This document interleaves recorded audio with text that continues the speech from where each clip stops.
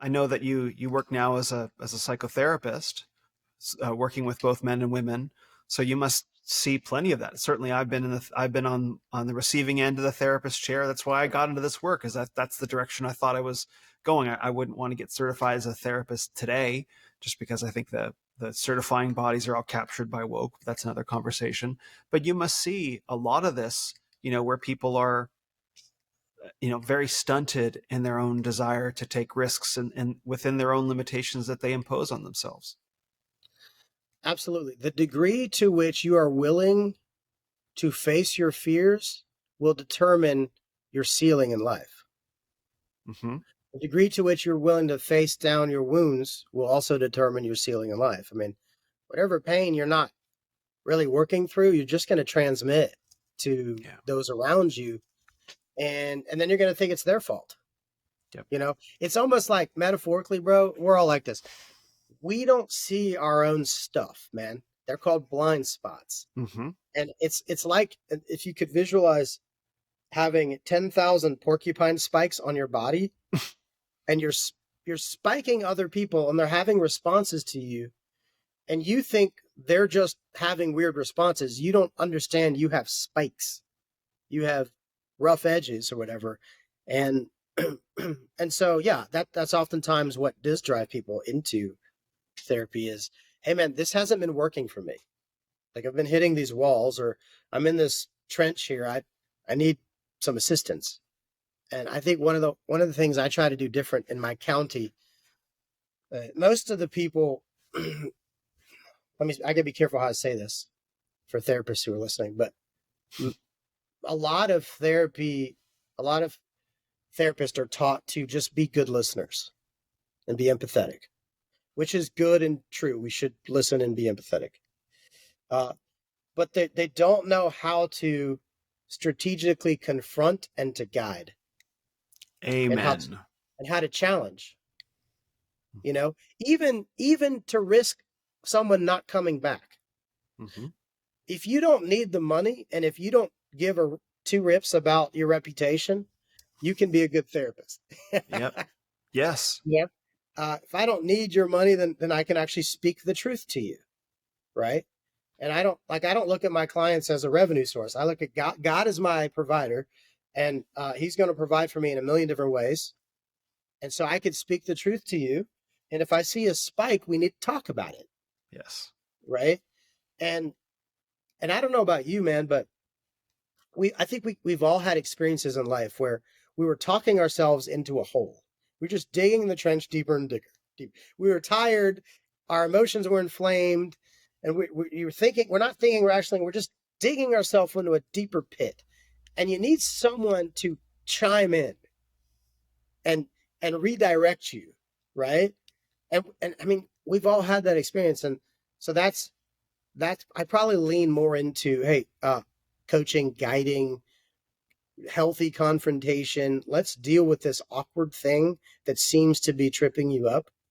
And and for the most part, man, it's a beautiful experience. But I can sense more and more I'm leaning into the experiential group stuff, the Mm-hmm. trainings, the primal course. I've got an 8-week rite of passage here locally, and other stuff I'm building out. I just sense that I'm wanting to put more and more energy into that right now in this season of life. But I'll always, to a degree, do one-on-ones, even if it's only 5 people a week or whatever. Thank you for saying all of that, particularly about therapists, because I've given a lot of thought to this, and that's like what you articulate is literally why I do what I do. It's like, because a therapist is taught to listen and be an empathetic listener, with the notion that if you just say confess or share the things that hurt, they will heal, and then good, congratulations, you've made it. And the problem with that is it just assumes that people are these blank slates, particularly men and women are the same, and it biases towards the feminine, because our whole society is feminine biased. So the idea, so the extent of a therapist's responsibility, again, very needed, is to help pull out the things. This is a modern conception of therapy, to help pull out the things that hurt from a man's soul, memories, emotions, stuff like that. Yes, good, fine. But it doesn't end there. Mm-hmm. It doesn't end there. Like, okay, now that I no longer hurt, what am I going to become? Uh-huh. Right? And so many therapists, they don't have a perspective. They're not allowed to have a perspective, right? Uh-huh. Especially with men. It's like, okay, so you get past the point of this hurts, it's gone, and no longer hurts. Now I have all this freedom and all this energy to finally become the man that I want to be. Help me become a man. Uh-huh. I'm sorry, I don't know what a man is. Uh-huh. And I would never, and so many therapists say I would never tell you to be a man because I believe that being a man is toxic. Right. And so they end up getting the process that could heal them. Okay, it heals them, but it just leaves them in this neutral, benign kind of way. And in the worst case, is it harms them. It gives them Uh-huh. this ideology. Uh-huh. And so I appreciate you saying that, because that's the problem with the therapeutic endeavor. And that's why I decided not to become a therapist. It's because Uh-huh. I can actually sit down with these men who I mentor and I'm allowed to have a perspective. And I Right. can, right, not in the sense of like I'm trying to program them to be like me, but they're basic principles, many of which are in the Bible about this is what it means to be a man.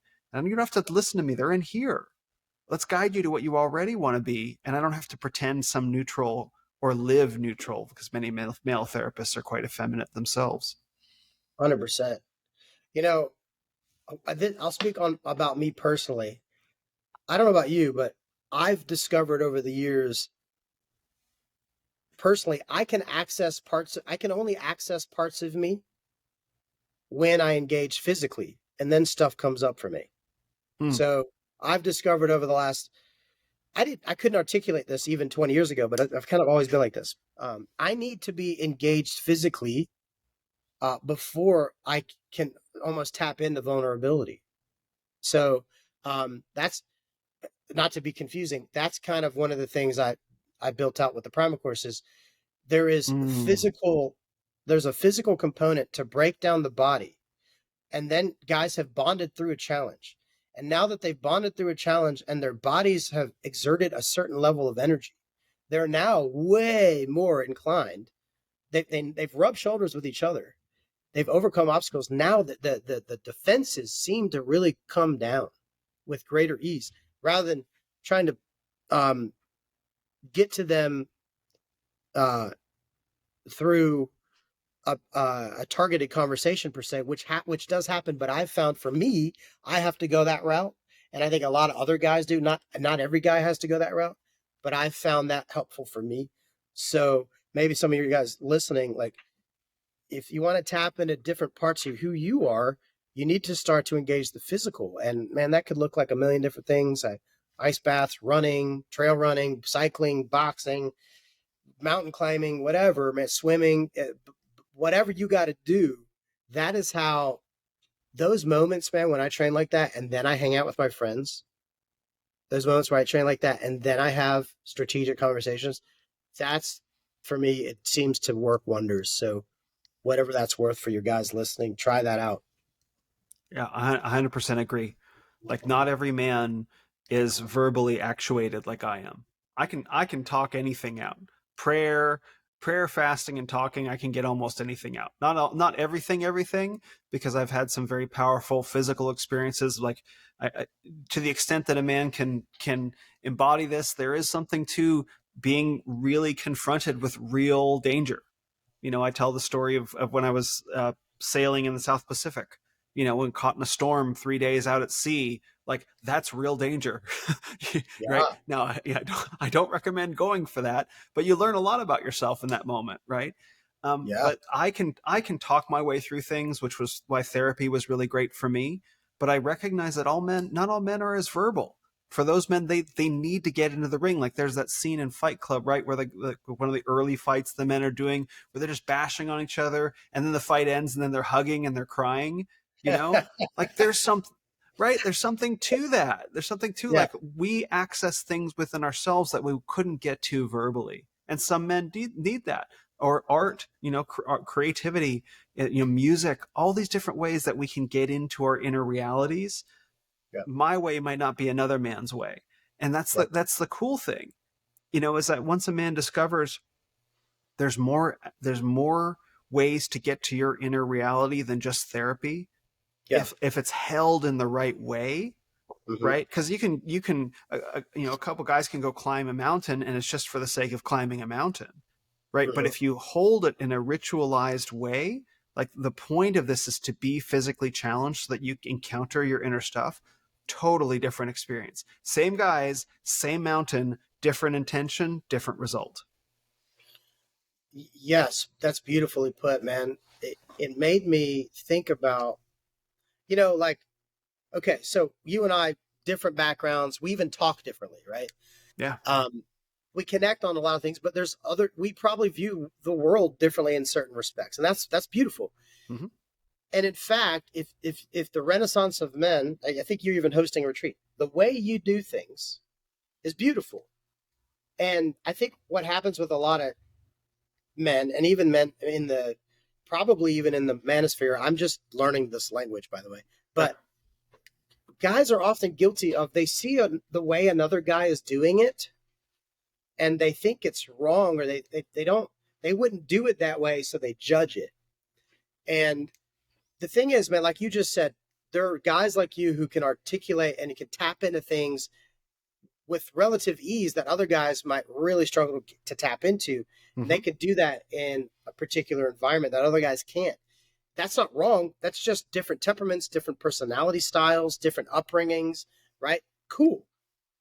Different education styles. Great. That's to be celebrated.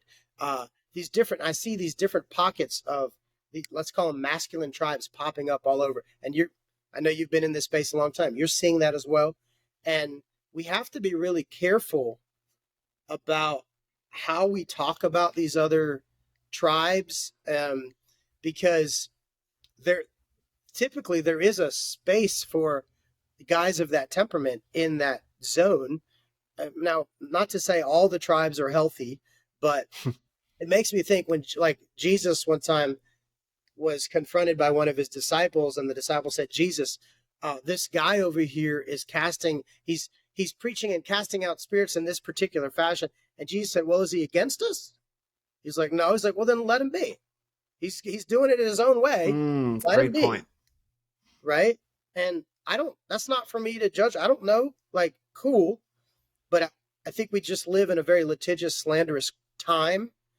And we could just get really, I know you've been slandered. I know I've been slandered. We could, as men, as we cultivate honor, we have to also be careful about how we talk about these other tribes and what they're doing. And if they're not against us, great. Like, have at it, man. Like, I love that you're doing that. Run hard.